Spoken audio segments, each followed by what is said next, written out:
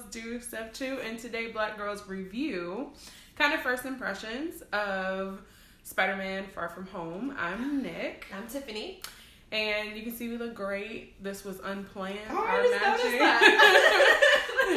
This I was definitely dressed first. So. She was, but I had my clothes picked out first. I can guarantee you that you weren't even awake yet. I did. I was. What time? 7. I was definitely awake. So we don't have on the same bottoms though. We don't have on the same bottoms, so we're not twinning. So you think? She doesn't even have on bottoms. That's the weird part, and this is my house. No, just kidding. So what we're going to do is kind of go through spoiler-free for kind of our first impressions, reactions to Spider-Man Far From Home. And then we're going to go into spoilers. You guys know I'm going to label it hella spoilers. No, I'll put she does. I'm going to put a timestamp on in the description so that you know exactly when the spoilers start. So I guess, Tiff, you go first. Oh, okay. My first impression, I guess, would be that I loved it. I went to a smaller showing. I went during the workday. And I saw it with maybe like 4 other people were in the theater. I didn't know it was that few people. Yeah. Okay. I went to like a 12:20 show. Okay. But I would have thought there would have been more. Because it's the day before the holiday. It was the day before 4th of July. I mean, there was another showing that a camp of kids went to. Oh, yeah. I'm glad you went to the one you went to. Yeah, because I would have been upset.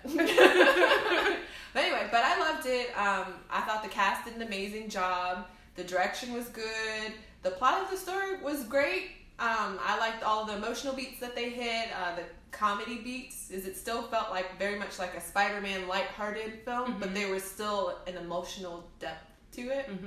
So I like that. And I like the end credits. Yes, which we'll talk about later.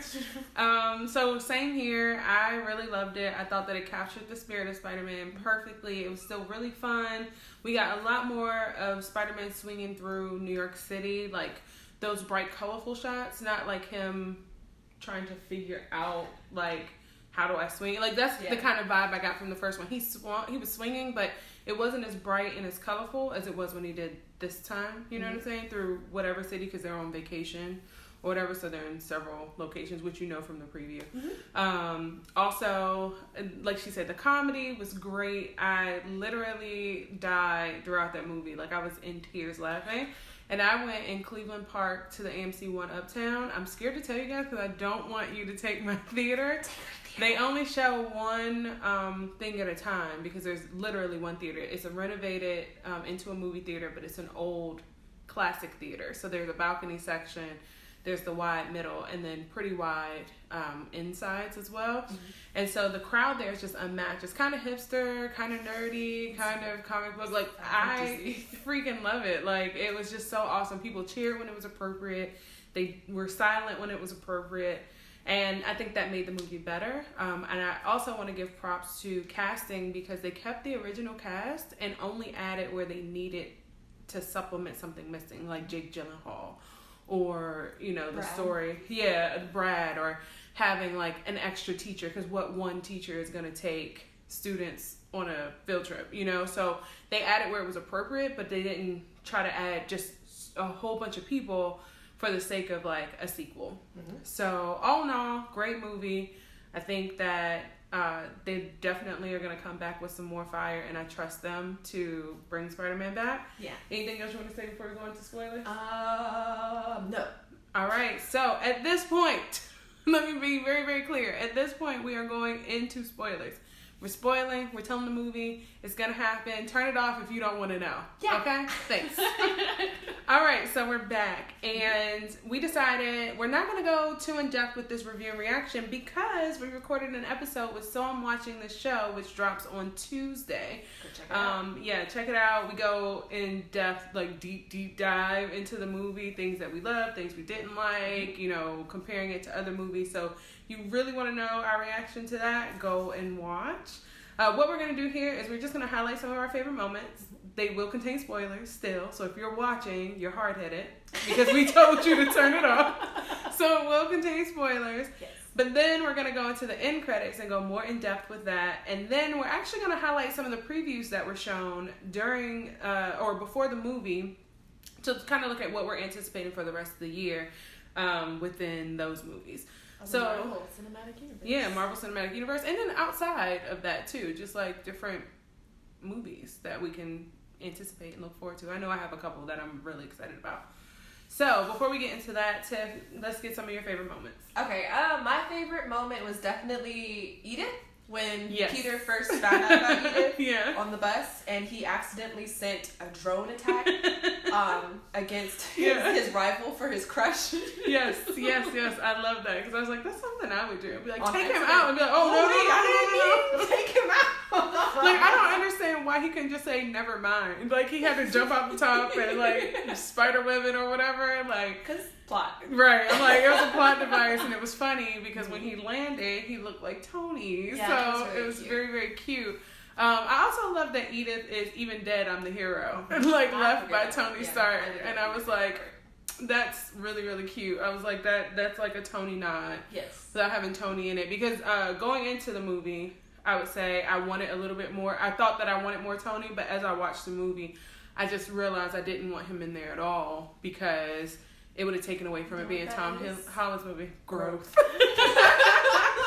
It is growth. Hold on, don't get me wrong. If he was in there, I'd be like, oh yeah, that was the best thing ever. But I see how, like, this really needed to be Tom's movie so he can carry on Spider-Man because otherwise it would have been a crutch. And he's the new Tinkler. He's the new Tinkler. He tinkles with things. Why I keep doing that. I don't know because this looks inappropriate. That's why I keep doing it. I don't know. I would say one of my favorite moments was actually Jake Gyllenhaal as Mysterio.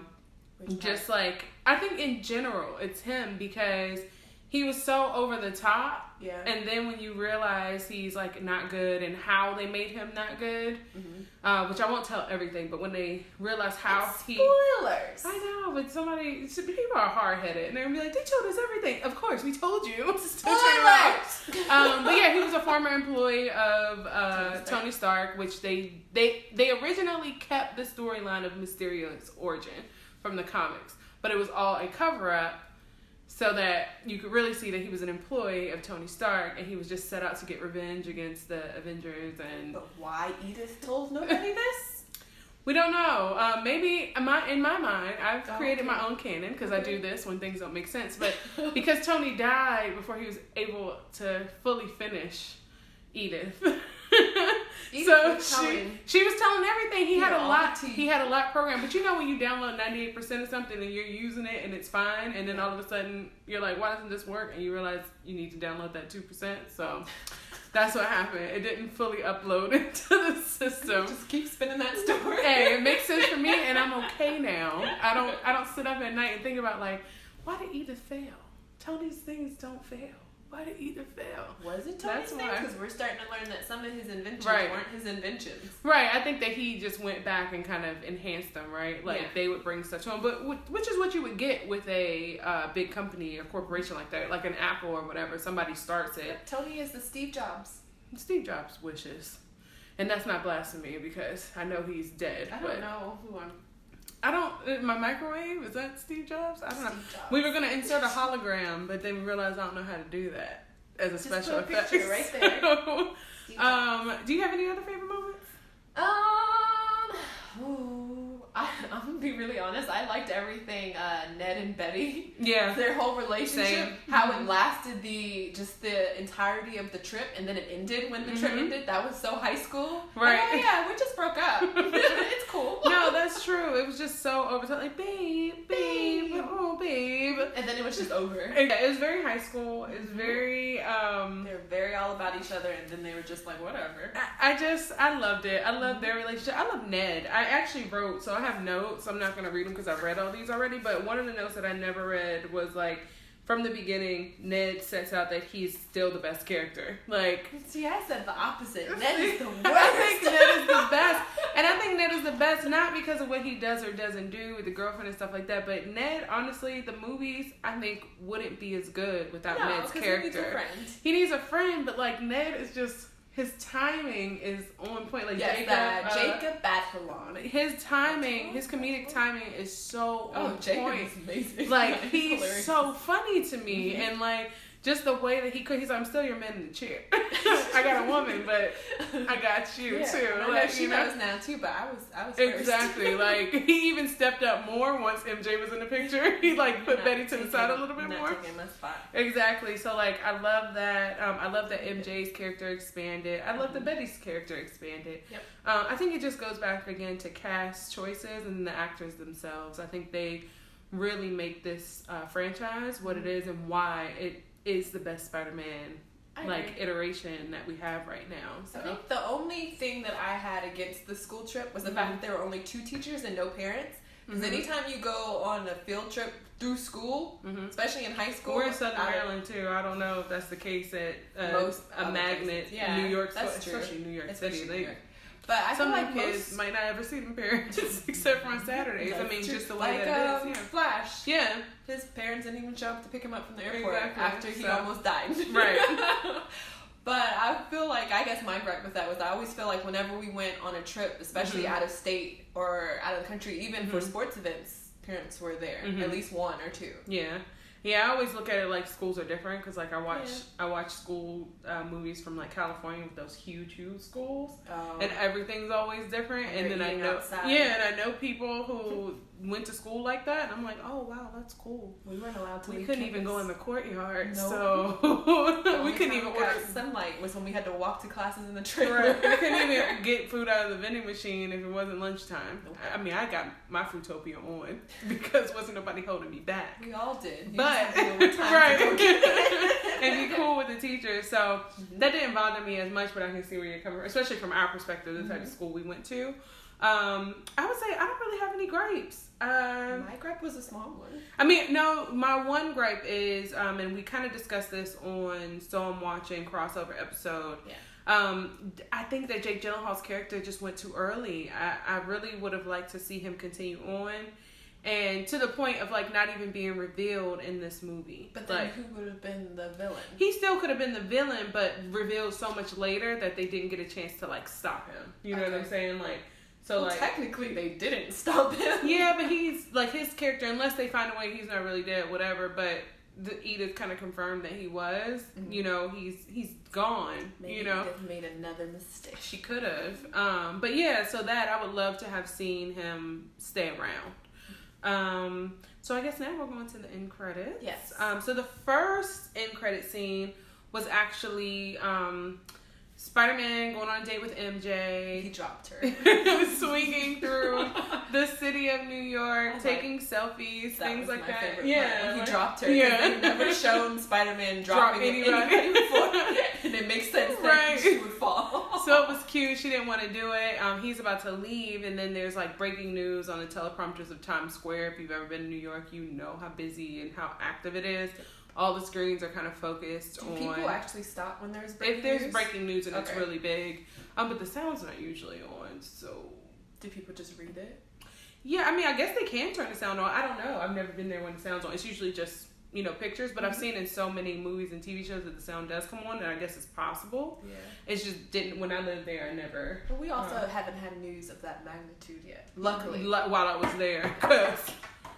Let me tell you, I wouldn't have been watching. I'd have been the first person out of the way. Like, oh, it's a bomb coming, I gotta go. That's not what they're saying. They're like, ma'am, calm down. Stop running. Calm down. You're gonna start a panic. So in this end credit scene, there's like a big announcement, breaking news, and everyone stops to look up, and it looks like InfoWars, and it is the original J. Jonah Jameson from the Daily Bugle. J.K. Simmons from the Who? J.K. Simmons from the Tobey Maguire Spider-Man. Thank you. I can't get it out. Before he was Inspector Gordon. Yeah. Gordon. Now he's back. Exactly. Marvel, I guess. So, super excited about that. And that they kept his character because he really made those moments of the original Spider-Man franchise. He made those. No one else can play that part but him. No. And I'm glad that Marvel realized that. So he comes out. He's like, got breaking news. And basically, before Mysterio died, he had set up a video with the footage. Him and the bald guy. Well, the bald guy who was working for him, his guy behind the chair. Tony Stark did this in a cave. Yeah. Scraps. So they Yeah, you saw him download something, but you didn't know what it was. And it was basically footage that they could alter and edit and make their own fake news. Make their fake news. And basically what they did is they outed Peter. They said, you know, Peter attacked me, or Spider-Man attacked me. He's actually a bad guy. He has these drones from Tony Stark where he can destroy the world now. And his real name is, and it kind of fades out. And he's like, oh, goodness, I thought it was. And it comes back on. He's like, he's Peter Stark! Or Peter Stark. Peter Parker. Peter never got fully adopted. Sorry, guys. That's his dad, but he didn't take his last name. No, it's Peter Parker. And then they show his face, like his school picture on top of that. And I'm just like... But even with that, I feel like even in that instance, they couldn't be like, oh, Peter Parker is Spider-Man. Because he could be like, but I wasn't there. I was back in Belarus with family. Right, which is his cover story. It could be, but then also when you got like Mysterio who was all over the place and you have Peter Parker, it's at least going to make news. I mean, we see that anyway. Anytime you're accused of something, your face is still out there. Your face is out there. I feel like that's what they're going to do with him, where it's going to be like they tried to backtrack and like Fury tried to help him out and be like, no, it's not Peter Parker is not Spider-Man. Peter Parker is just a student. And of course Flash is going to be like, of course, obviously Peter couldn't be Spider-Man. Right. That would be dumb. So you have to... We don't know what's going to happen, but it definitely... opens a lot of doors. It does. It opens a lot of doors and it sets things up for the future. And then the second end credit scene was actually kind of... Nick Fury in the car with Maria Hill, and they were kind of discussing like, I didn't see this coming, how did you not see this coming, all this, and then they kind of take off their human faces, and it's the Skrulls from Captain Marvel. And so they've like shape shifted into them, and they're like, and then it kind of makes sense, like, oh, because Fury would not have fallen for all of that. He would have been watching him too hard, like he wouldn't have instantly had him like join the team and saving the world and all these other things. But the Skrull that was playing Nick Fury did a good job with like, bitch, you went to space. Like that. And then he was like, this is some bullshit. And that also kind of makes you question how long he's been Nick Fury. For me personally, I think after Endgame, that's when they took over, because he was just kind of like, I need a vacation. Tony died. Cap went back. Natasha died. You know what I mean? I don't know if it's a vacation so much as he's expanding his Avengers initiative to be intergalactic, especially with Captain Marvel as his friend. Now he has like the Skrulls and everything that are working for him, and an Avengers movie slated for like 2024 or 2025. So, and he's also, the Eternals are coming out, so this also opens the door for them to join the Avengers. Exactly. They set it up like it was a vacation though, because he was like laying out, not in a suit. He had like a beach screen on. Right. Walking around. So, you know, he could have been on vacation and now he's getting back to work or whatever. But it definitely sets up, like we said, the expansion of the MCU. Between that and with the expansion of like the multiverse and everything else through Into the Spider-Verse, we really have a lot of options for where Marvel can go. And I know they're really looking to explore them all, because the last 10 years have just been probably more than they could have even asked for. And so now they have a lot of pressure with Phase 4 to continue on the legacy that they built. So I'm looking forward to it. I love Spider-Man. Ted loves Spider-Man. I was going to say, I love X-Men. That's where we are, and we hope that you enjoyed this review. If you want to see stuff about the previews, stick around and we'll cover that after like the end credits or whatever I put here. All right, bye. Bye.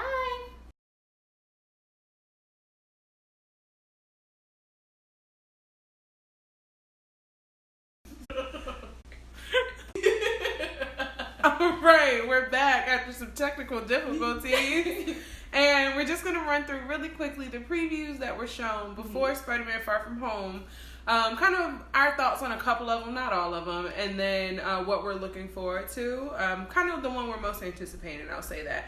So I'll read them off because I wrote them down, and you have one too. What's the one with Tom? One was with Tom Holland and Will Smith. Spies in Disguise. Spies in Disguise is an animated feature. I don't know what it's about. I can't remember. But okay. So Spies in Disguise. Basically, Will Smith is an international spy. He's the best spy that ever was. Okay. And Tom Holland is like a tech guy, not tech guy, but he's like what is that guy from 007? His person. His gadget person. That's what he is. He's a science person. And he has this new serum that can turn people invisible. Okay. And he's trying to get Will Smith's character's attention about it. Mayhem ensues. Will Smith accidentally drinks it and turns it into a bird. Okay, I'm gonna go see that with my niece. That sounds funny. So that's all you need to know about that. Obviously, they did a good job because I just laughed out loud just hearing about it. So. And then just Tom Holland and Will Smith's chemistry in the preview seems to be on point. I could see them like doing really well. Very together. much like him and Shia. In, okay. What was that movie? iRobot. Yeah.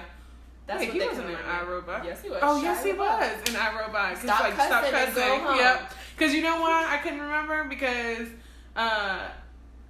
Shia LaBeouf did Eagle Eye, which was a combination of two Will Smith movies, iRobot and Enemy of the State. Yeah. And so now I'm just confused about which movie that was. So then some other movies that aired were Ford versus Ferrari. I'm not interested at all. And thankfully my dad is not a car guy, so I do not have to take him to go see this. Seems like an Oscar bait movie anyway. Exactly. Like that's exactly why they're doing it. Like I like Matt Damon, I really do. Like, but sometimes like movies like this, I hate when I can see a movie is made just to try to win awards. Yeah. And that's what I feel like about this one, and I'm not interested. Plus Christian Bale's English accent irks me. I'd rather hear "Where's Rachel?" I would much rather hear that. Terminator Dark Fate. Oh yeah. That aired before. I'm pretty excited about that. I like Terminator. Not as much as you. You really like Terminator. She really likes Terminator. I need to watch them again because I watched them all when like they came out, not as an adult, which I think I would appreciate it a lot more now given my interest in movies and things. And I get the references, but I've just never gone back, and they're never available. And I always watch stuff that's available. They're always on TV. Maybe that's what it is. So we'll watch that, but it looks good. Like they have the original Sarah Connor. Yes, she's back. Although I know some people didn't. I liked Emilia Clarke as her. I just didn't like the movie. Okay. I thought she did a good job as her, and her American accent is pretty good. Okay, so we have that one. We have Hobbs and Shaw, which we're all going to go see. I keep saying I'm not going to see it, but I know I'm going to go see it. One, my father freaking loves Jason Statham. And it's her cousin. Her second cousin. My dad is not related to that man. But he loves him, so I'm gonna go take my dad. And I love The Rock. Like, I don't care how cheesy he is. I don't care. I love him, and he's so funny. And it has Roman Reigns in it, who I don't watch wrestling, but bro. Right. And then I don't remember her name, but she was the main kind of antagonist-ish person from Mission Impossible Fallout. Oh. And she was really good in that, so I'm looking forward to seeing her as well. The Goldfinch, which is based off of a book. It has Ansel Elgort. You got that guy from The Fault in Our Stars. Baby Driver. That guy, it has him in there. And basically, when he was younger, he lost his mom in like a terrorist attack, it looked like. And he's kind of dealing with the aftermath from all different parts and sides of it. So I'm not going to read the book before I see it. I never read a book before I see the movie. But I will probably read it or listen to the Audible after I see it, but I don't do it before because you're just setting yourself up for disappointment. That's what I feel. So I'm not going to do that. Once Upon a Time in Hollywood with Leonardo DiCaprio, Brad Pitt, Margot Robbie. It's a Quentin Tarantino film. It's got Leonardo DiCaprio, so I'm probably going to see it. I'm not going to lie to y'all and say I'm not, but I'm not excited about it. And the cut that they showed in the movie was so weird. Like, the preview cut was really weird. It was very weird, and it didn't make you excited about the movie, especially at like all. The stinger part of the trailer with him, the little girl saying that was the best acting I've ever seen. Him like I feel